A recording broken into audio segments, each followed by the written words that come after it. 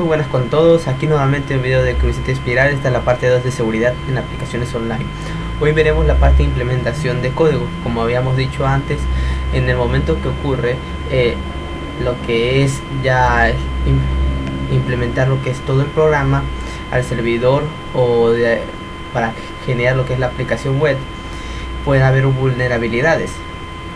En este caso, lo mejor sería de realizar antes lo que son algunos test de validación para evitar ataques como los ataques de buffer overflow, que se generan al no hacer comprobaciones de la longitud de campos de entrada de una aplicación, lo que puede dar lugar a un desbordamiento de memoria y redirigir la ejecución a código malicioso que se puede contener en los datos de entrada mismos. La defensa consiste en hacer comprobaciones de código fuente para asegurarse que no vayan a producir estos desbordamientos. El siguiente ataque es inyección SQL. Los ataques de inyección SQL son muy comunes en aplicaciones web porque aprovechan la categoría de vulnerabilidades de entrada invalidadas y consiguen extraer o incluso borrar información de la base de datos, alterando la sentencia de la consulta porque los campos de entrada no se han validado y no se diferencian las palabras claves que forman parte de la consulta SQL de lo que son puramente datos de entrada. Bueno, aquí la defensa consiste en hacer comprobaciones de los datos de entrada para asegurarse que el contenido no altera el formato de consulta. El siguiente es un ataque de puerta trasera, como quieran decirle. Este es orientado a las personas. Por ejemplo, hay que establecer un adecuado proceso de aseguramiento de la calidad del código que impida que algún programador malintencionadamente escriba código que permita que se pueda saltarse el control de entrada. Es como, por ejemplo, crear un usuario super privilegiado que por supuesto él conoce y que en el futuro podría aprovecharse de esa aplicación.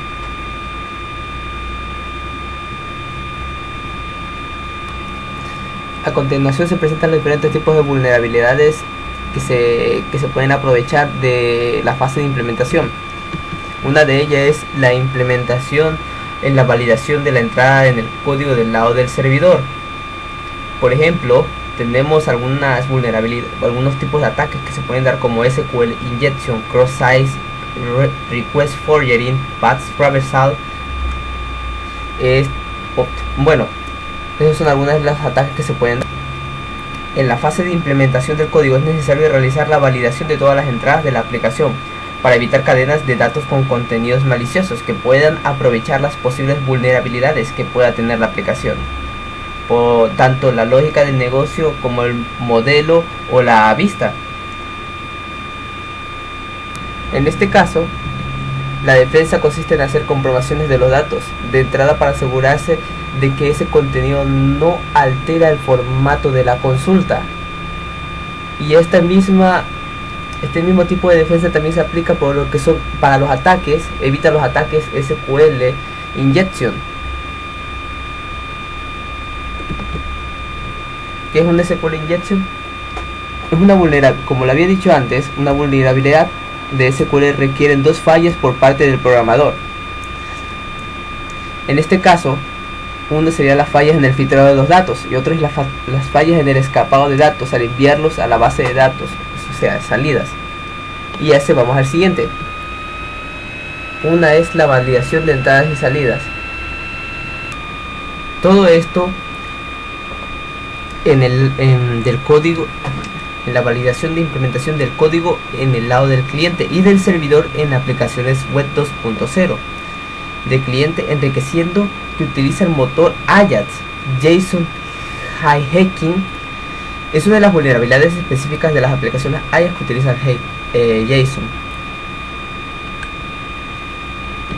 El otro es la validación de salida en el código del lado del servidor, que pueden causar redirecciones a servidores controlados por el atacante y que estos aprovechan para conseguir acceso a los datos personales. El que vimos, uno de los ataques desde puerta atrás, es una vulnerabilidad que requiere codificación de salida para escapar caracteres como entre el mayor que y el menor que. Ahí está. Entonces, quiero hacer énfasis en este último, ya que es muy importante aplicar la validación de salidas para escapar caracteres que puedan ocasionar redireccionamiento a sitios no deseados. Aquí es donde viene esta parte, y que pueden conducir a materialización de vulnerabilidades como cross-site scripting, cross-site request forging, SQL injection, entre otros. Para realizar este tipo de validaciones es necesario conocer técnicas de programación segura y la naturaleza de las posibles vulnerabilidades que se analizan, que se deben analizar. Entonces, concluyendo, para tratar de validar e implementar un programa que sea más que sea menos propenso a los ataques, hay que validar todos los aspectos de una petición HTTP. También pueden modificar los cookies, campos ocultos y parámetros POST usando un cliente de ataque que permite modificar el aspecto a cualquier petición HTTP. Es importante la elección del framework de desarrollo y utilizar un lenguaje de programación que fuerce la comprobación de tipos de memoria de forma que su gestión sea segura.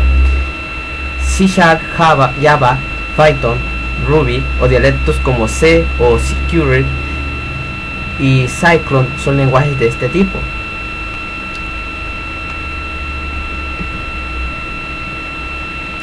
Java, aquí una acotación: Java es un lenguaje esencialmente seguro porque no tiene explícita manipulación de punteros. Los límites de arrays string se comprueban automáticamente. Los intentos de referencias a un objeto null se capturan. Las operaciones aritméticas están bien definidas. Se controla el acceso a ficheros, sockets mediante las máquinas virtuales de Java, Security Manager. Entonces, aquí terminamos esta parte del video. En el siguiente hablaremos sobre la vulnerabilidad en el apartado de la operación. Y finalmente mostraremos un test donde se trata de responder preguntas relacionadas a lo que hemos visto en estos videos. Así que dale like y suscríbase.